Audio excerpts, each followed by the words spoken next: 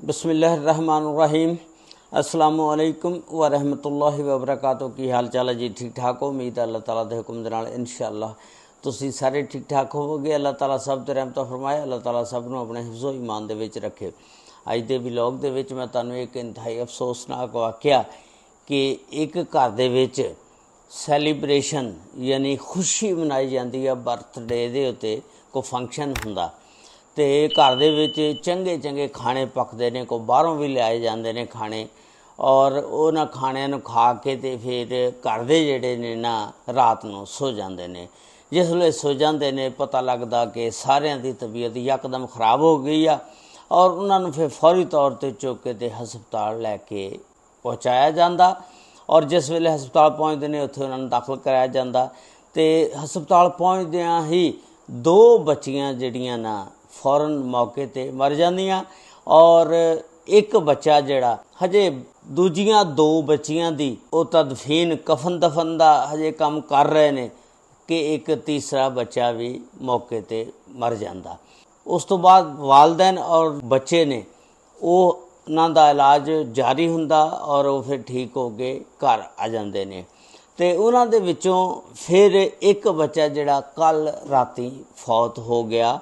उहदी मुकम्मल तफसीलात कि ये की वजह बनी कि एक ही खानदान दे 4 अफराद अल्लाह नूं प्यारे हो गए, उहदी मुकम्मल तफसीलात अज दी इस वीडियो दे विच मैं तुहानूं दस्सांगा। ये वाक़या 29 जून नूं एमनाबाद गुजरांवाले दे विच उत्थे दा ये वाक़या आ। उत्थे एक नवीद पहलवान रहिंदा, वो पुलिस दे विच काम करदा और दसदे ने कि उहदा नाम नवीद पहलवान आ ते कबड्डी दा इंटरनेशनल प्लेयर आ, यानी कबड्डी बेस ते वो भर्ती होया, कबड्डी दा प्लेयर आ। ते उन्हें कोई फंक्शन करना सी 29 जून नूं रात नूं, सारे जने को खाना बाहरों लिआंदा वो खादा ते जिहदे विच कोई तुहानूं पता अजकल फास्ट फूड बहुत ज़्यादा चलदा, शवारमे चलदे, पिज़्ज़े चलदे, होर बड़ियां चीज़ां चलदियां ने। उन्होंने कुछ घर तैयार किया, कुछ बाहरों मंगा लिया ते खादा, खा के ते सो गए। जिस वेले सो गए तो उन्होंने पेट दे विच रात नूं ना दर्द होण लग पिया, तबीयत खराब हो गई।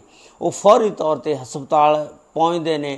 हस्पताल जिस वेले पहुँचते हैं तो डॉक्टर उन्हां दा इलाज मुआलजा शुरू करते हैं ते जिस वेले पहुँचते हैं दो बच्चियां जिहड़ियां ओह अल्लाह नूं प्यारियां हो जांदियां। उन्हां दे विच एक नूर फातिमा जिहदी उम्र 11 साल, दूसरी बेटी जन्नत जिहदी उम्र 5 साल। ये दोनों उत्थे हस्पताल पहुँच के फौत हो जांदियां ने ते हजे इन्हां दी तदफीन दा काम जिहड़ा कफन दफन दा काम जारी हुंदा कि एक बेटा 8 साल दा हैदर वो भी फौत हो जाता। उस तो बाद फिर इन्हां तिन्हां दी तदफीन दा काम कीता जांदा ते नवीद पहलवान, उहदी बीवी ते बाकी 3 बच्चे जिहड़े ने वो हस्पताल दे विचों इलाज मुआलजे तो बाद डिस्चार्ज हो जाते हैं, फिर ये घर आ जाते हैं। हुण कल दी रिपोर्ट आ कि एक बच्ची होर जिहड़ी सी जिहदा नाम अमन सी, 13 साल उसकी उम्र सी, ओह कल रात अल्लाह नूं फिर प्यारी हो गई। उहदे कोई दर्द होया ते उहनूं हस्पताल लैके गए ते उस तो बाद डॉक्टर ने चैक किया उन्होंने, लेकिन उन्हां दा मेदा जिहड़ा सी वो बर्दाश्त नहीं कर सकिया। जो भी सी जिमें भी सी उसकी रिपोर्ट हजे आनी आ ते वो भी अल्लाह नूं प्यारी हो गया। हुण इहदे च ये नहीं पता कि वो पहले जिहड़े 29 जून नूं खाना खादा सी उही असरात सी या किसी होर वजह ना, उसकी मुकम्मल रिपोर्ट हजे आएगी तो फिर पता लगेगा।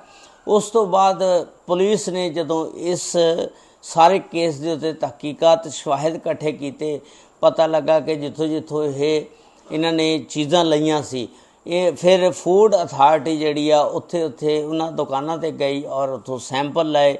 फिर और घरदियां दे जिन्ने भी नमूने सी सैंपल लै गए फॉरेंसिक रिपोर्ट वास्ते, वो नमूने लैबार्टरी भेज दिते गए। वो हुण रिपोर्ट जिहड़ी आ वो भी आ गई आ। वो रिपोर्ट दे विच ये ज़ाहिर होया कि इन्हां दी मौत जिहड़ी आ ना फूड पॉइजनिंग दे नाल नहीं हुई, बल्कि फास्फीन यानी जहर दे नाल हुई आ। यानी हुण ये नहीं पता कि इस खाना जिहड़ा इन्हां ने उस रात खाधा सी जिद्दण इन्हां दा फंक्शन सी उहदे विच किसी ने जहर मिलाती या किसी दुकान तो जिहड़ा खाना आया उहदे जहर सी। वल्ला आलम ये पुलिस ही बेहतर तरीके दे नाल तफ्तीश करके दस सकदी आ कि ये खाने दे विच फास्फीन दी जिहड़ी मिलावट आ जिहड़ी लैबार्टरी ने रिपोर्ट आई आ उहदे विच ज़ाहिर कीता ये जहर मिली हुई सी। हुण ये नहीं पता कि जहर किने मिलाई आ। पुलिस ने नवीद पहलवान कोलों भी पुछया कि आया तैनूं किसी ते शक है कि तेरी किसी नाल दुश्मनी है कि किसी ने जहर मिलाती होवे, ते इहदे मुतलक हजे कोई गलबात बाहर निकल के नहीं आई भी उन्हां दी असल वजह की बनी।